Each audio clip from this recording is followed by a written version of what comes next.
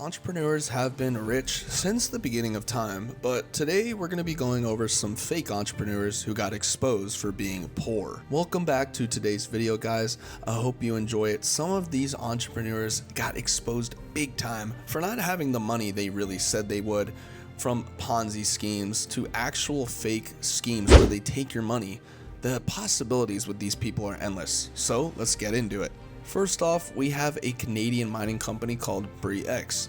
During the late 1990s, geologist John Fedorf believed that a property near the Busang River in Indonesia would produce gold after mining. At his advice, David Walsh, the founder of BREX Minerals Limited Time, also bought the property.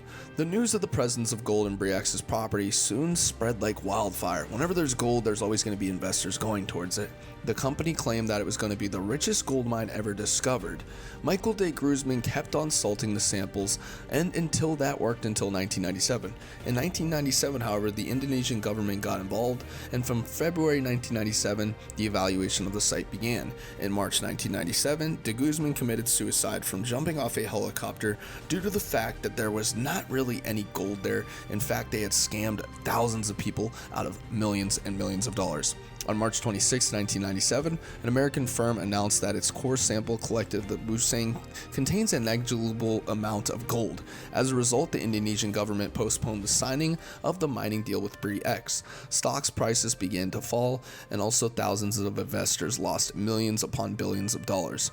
It suspended the trading of BREX back in 1997, which officially claimed it to be in bankruptcy. ENRON is next. Now, the American company ENRON ended up coming into focus after 1996 when it began reporting a steady increase in its sales each succeeding year from 1996 to 2000. The sales of ENRON was reported to increase from that time around $13.3 billion to a staggering $100.8 billion. It was declared as America's most innovative company by Fortune magazine, and also for 6 consecutive years it held that title.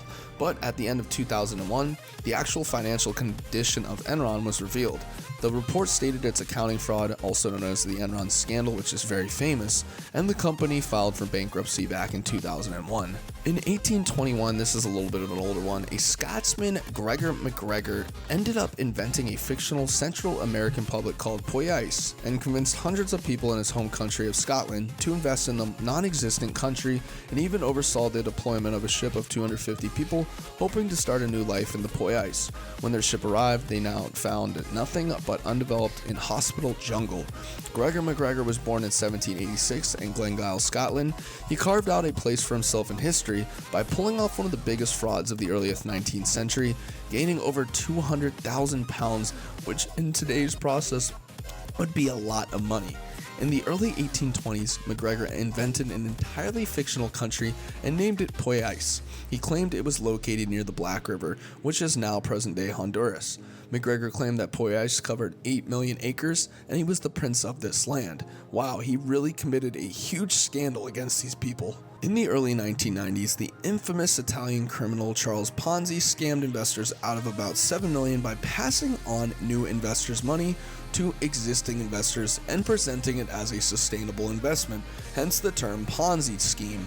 In the summer of 1990, Charles Ponzi was living in Boston and decided a scam began forming in his mind when he received a letter from a Spanish company.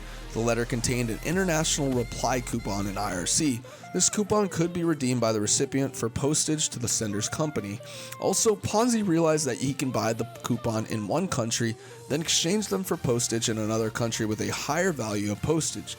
Soon he set his plan into motion, but he required a large amount of capital to buy the RRCs with cheap European currencies. By June 1920, the net total investment of his scheme rose to about $2.5 million.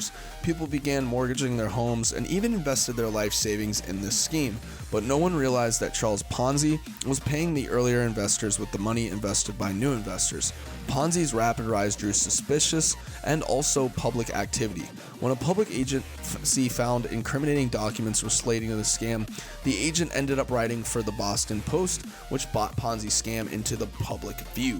From then on out, things went downhill for Charles Ponzi, and his investors lost around $20 million. In November of 1920, Ponzi was sentenced to 5 years in prison because of this scandal. Ever had a cheating ex-husband? Well, that's what happened to Charles Keating as he began investing savers' cashes into a high-risk ventures without informing the depositors. The scam was revealed in 1989 after the business failed, leaving thousands of elderly investors with worthless bonds.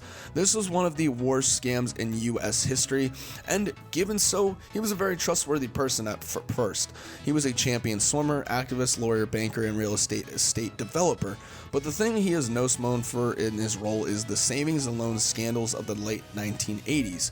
In 1989, the Lincoln Savings parent company, American Continental Corporation, went bankrupt. The day after American Continental Corporation went bankrupt, federal authorities seized all of his assets and savings. The scam left 23,000 customers with worthless bonds. Do you guys think these were some of the worst, fakest, richest entrepreneurs of all time?